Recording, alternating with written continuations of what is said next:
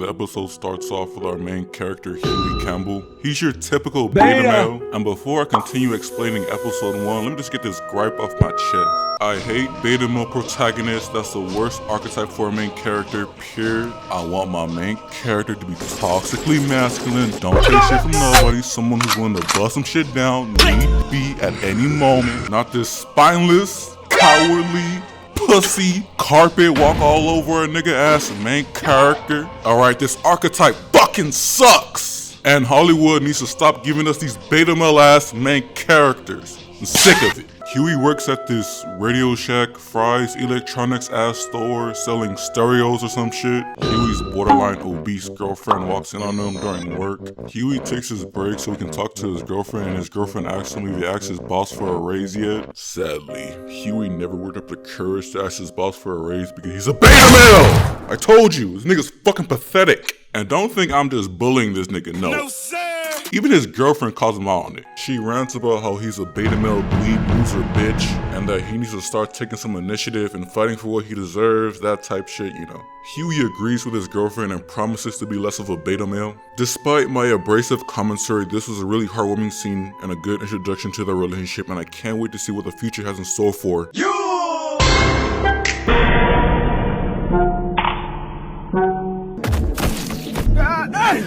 Watch where you walking, bitch.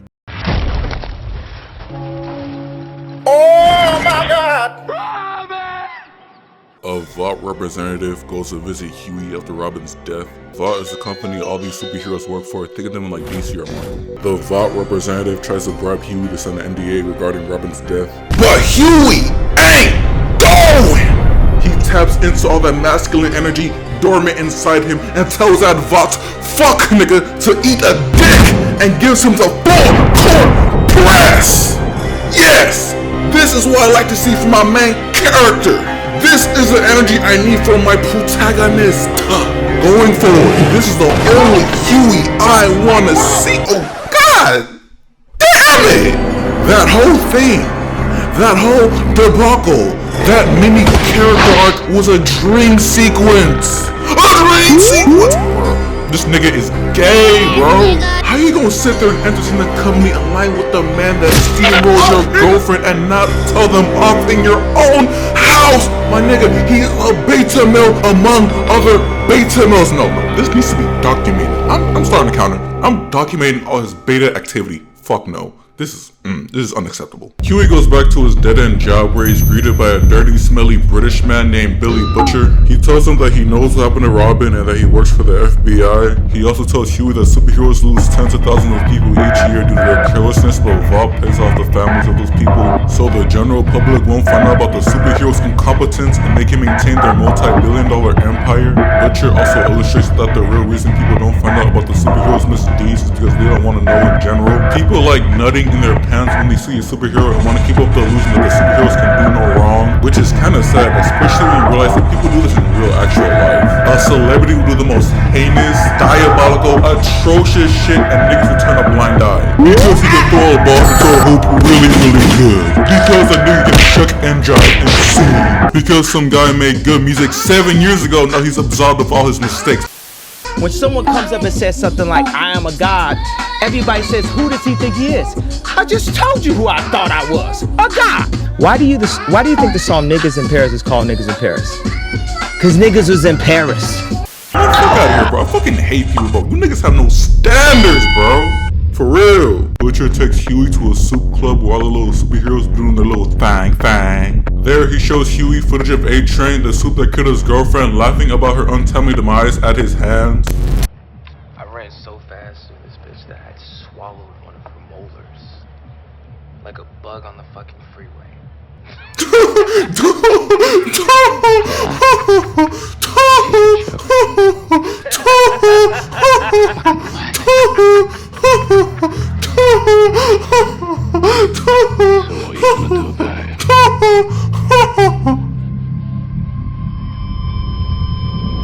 I can't fucking go up here. You heard that cunt laughing at your girl. Beta!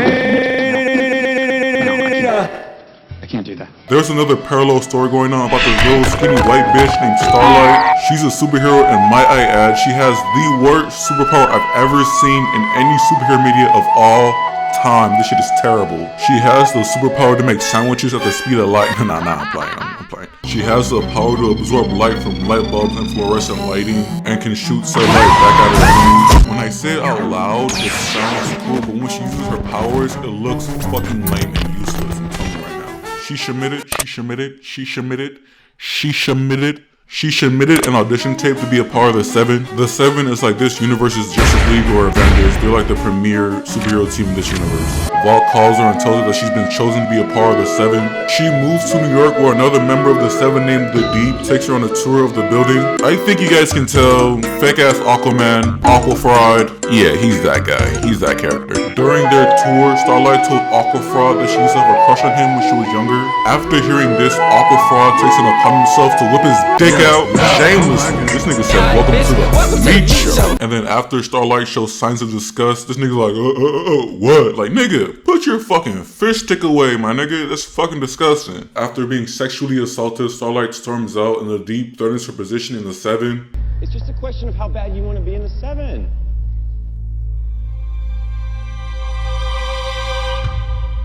Get this nigga gonna say, I'm number 2 around here, and I can have you out the 7 like that, especially after I tell them how you assaulted me. And what's even worse, this bitch gonna fall for it like, my nigga, it's the fish nigga! He's number 2 around nowhere! He's not even number 7 in the 7! This is ass! No one respects him. No one cares about his word. And in addition, not to play devil's advocate, but there's no way in hell that she should have fell for this, bro.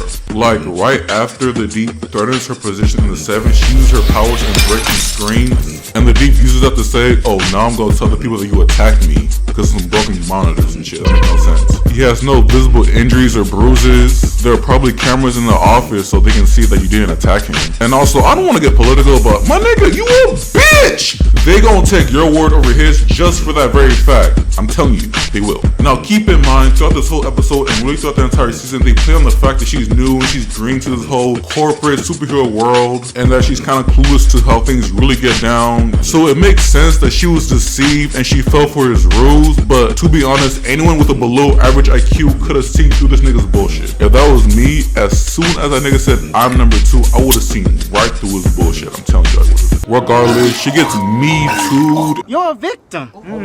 Here we go, CSI. And now she's having an existential crisis. She's sitting on a park bench contemplating whether or not she really wants to keep doing this superhero shit for real. And the person sitting next to her happens to be Huey. He fucking that shit up. They have a heart-to-heart, and Huey tells her that she's been working her whole life for this, and she shouldn't let some fuck nigga take it away from her. Annie agrees with Huey and finds the resolve to stay in the 7, and refuses to let some bitch-ass fish nigga keep her from living her dream. After speaking to Annie, Huey finds the motivation to link up with Butcher and avenge Robin's death. Now, how he found Butcher again, I have no idea, because we do not see them exchange any type of contact information whatsoever. But regardless, they link up again, and Butcher cooks up a plot to spy on the 7. Now, I will explain Butcher's plan, but I cannot explain it better than he can. Alright, give us your phone. Now, there's fuck all security to worry about. In fact, they're a bunch of muppets. And the metal detector won't pick this up, right? And what they'll probably do is take you through the security and then up into the boardroom. Sit down, be nice, congenial. They're real polite, like, telling me not to take a fat shit. Is it cool if I go to the restroom real quick? Yeah. I'll be right back. Go into the bog, take the bucket, peel back the plastic bit to reveal the sticky side. Put the plastic bit in the bog, flush it. Then go back into the boardroom, sit down, smiles, plant the bug underneath the table. Easy peasy, Japanesey, Bob's your uncle, that's that. Huh? Huey is able to infiltrate Vault Towers and comes face to face with A-Train. And personally, I want to give a huge shout out to Huey's character for being able to come face to face with A-Train. Throughout this episode, he's been going through a lot of trauma and personal turmoil after what happened to Robin, to the point where he'll be having flashbacks and panic attacks over what happened to Robin.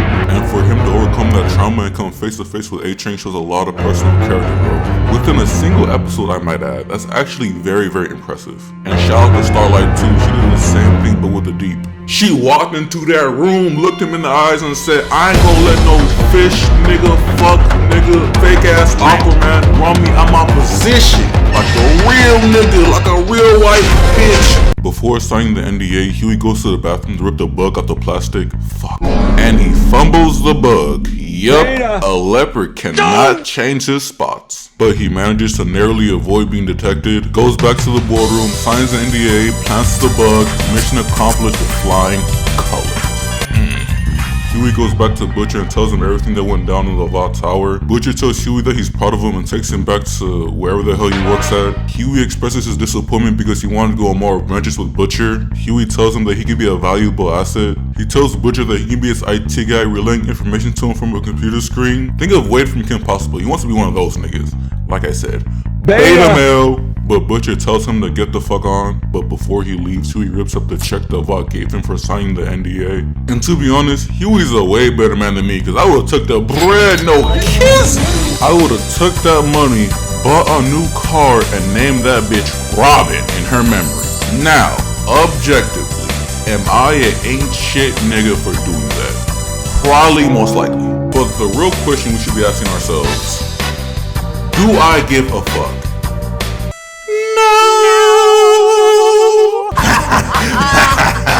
I am who I am, bitch.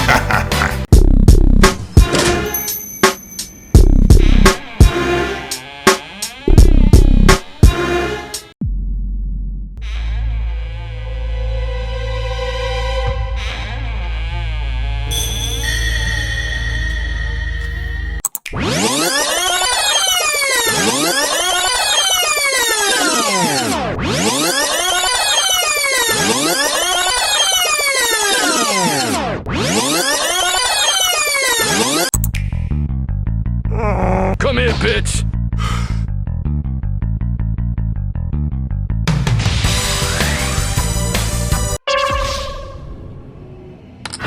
Mission failed.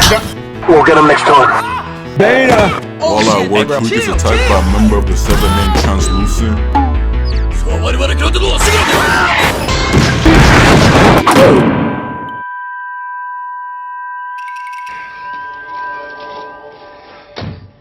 You should fuck off, Huey. Yes, sir! And I'm about to go down! Oh shit!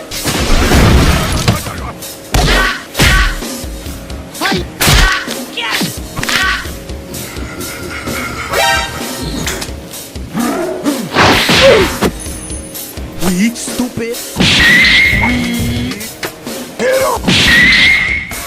Sadly, I can't show any more of this fight for copyright reasons, but here's essentially how the rest of it played out.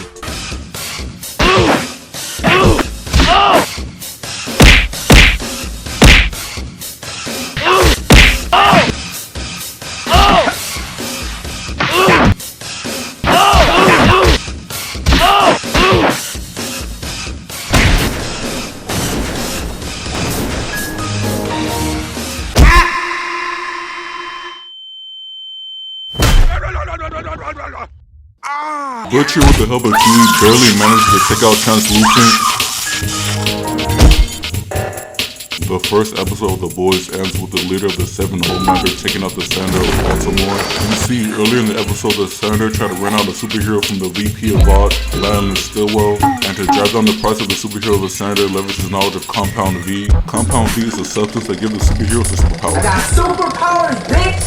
And if you already have superpowers, then act as a performance-enhancing drug. Homelander overheard the Senator blackmail the VP, Madeline Stillwell, so he decides to send him to the Shadow Realm in order to protect the secret of Compound V. He also took offense that the Senator blackmailed Madeline specifically because he has a weird Oedipus complex with her. It's disgusting. I won't get into it. But that's where episode 1